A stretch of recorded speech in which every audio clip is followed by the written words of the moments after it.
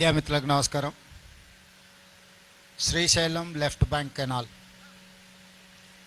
4000 క్యూసెక్కులతో 30 టీఎంసీలు నల్గొండ మహబూబ్నగర్ జిల్లాలకు నీళ్లు అందించడానికి 2005-06 సంవత్సరంలో ప్రారంభించి 2014 తెలంగాణ రాష్ట్రం వచ్చే వరకు దాదాపుగా 32 కిలోమీటర్ల టన్నెల్ను పూర్తి చేయడం జరిగింది.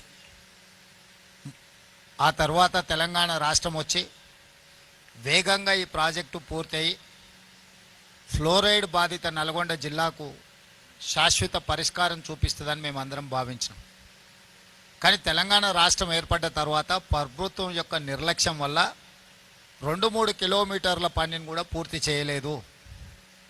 ప్రభుత్వం బిల్లులు ఇవ్వకపోవడం వల్ల ఆ సంస్థ ఇబ్బంది పడితే ఆ సంస్థ చెల్లించాల్సిన కరెంటు బిల్లులు చెల్లించలేదని విద్యుత్ శాఖ ఇక్కడ పని జరుగుతున్న మిషనరీలకు సంబంధించిన విద్యుత్తును కూడా కట్ చేయడం జరిగింది. అంటే రాష్ట్ర ప్రభుత్వము తెలంగాణ ప్రజల యొక్క చిరకాల వాంఛ నల్గొండ జిల్లా యొక్క ఫ్లోరైడ్ సమస్యను శాశ్వతంగా పరిష్కరించడానికి ప్రారంభించిన ఈ ప్రాజెక్టు ప్రభుత్వమే ఒక పక్కన ప్రాజెక్టు పనిచేస్తున్న సంస్థకు బిల్లులు చెల్లించకపోవడం, ఆ సంస్థ విద్యుత్ శాఖకు బిల్లులు చెల్లించలేదని విద్యుత్ కోత విధించడం, దాంతో 10 సంవత్సరాలు ఎక్కడైతే ఆగిపోయిందో అక్కడనే ఉండిపోయింది.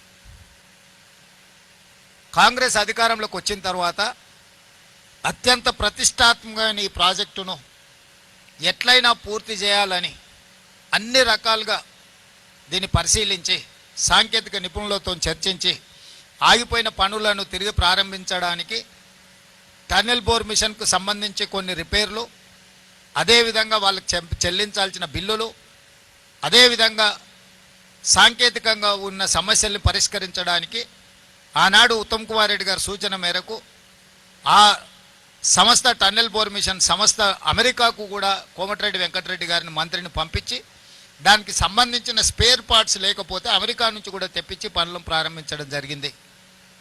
ప్రభుత్వం ప్రతిష్టాత్మకంగా తీసుకొని ఈ పనులను వేగంగా పూర్తి చేసి శాశ్వతంగా ఈ సమస్యకు పరిష్కారం చూపించాలని మేము చిత్తశుద్ధితో ప్రయత్నం చేస్తుంటే అనుకోకుండా ఈ దుర్ఘటన సంఘటన జరిగింది. ఇది పనులు చేస్తున్నప్పుడు జరిగిన అనుకోని ప్రమాదము. ఇలాంటి అనుకోని విపత్తులు ప్రమాదాలు జరిగినప్పుడు రాజకీయాలకు అతీతంగా అందరం ఏకమై సమస్యను ఎదుర్కోవాలి, సమస్యను పరిష్కరించుకోవాలి. అందులో బాధిత కుటుంబాలను ఆదుకోవాలి. బాధిత కుటుంబాల పట్ల మనం సానుభూతి చూపించాలి.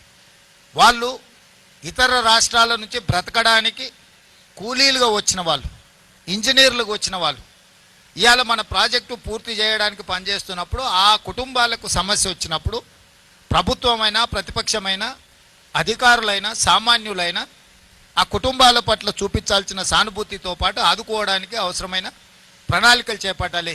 అదేవిధంగా సమస్యను పరిష్కరించడానికి ఇంత విపత్తు వచ్చినప్పుడు ఈ విపత్తులో నైపుణ్యం ఉన్న 11 ప్రభుత్వ కేంద్ర ప్రభుత్వ రంగ సంస్థలు ఈరోజు ఇక్కడ పనిచేస్తున్నాయి నిరంతరం.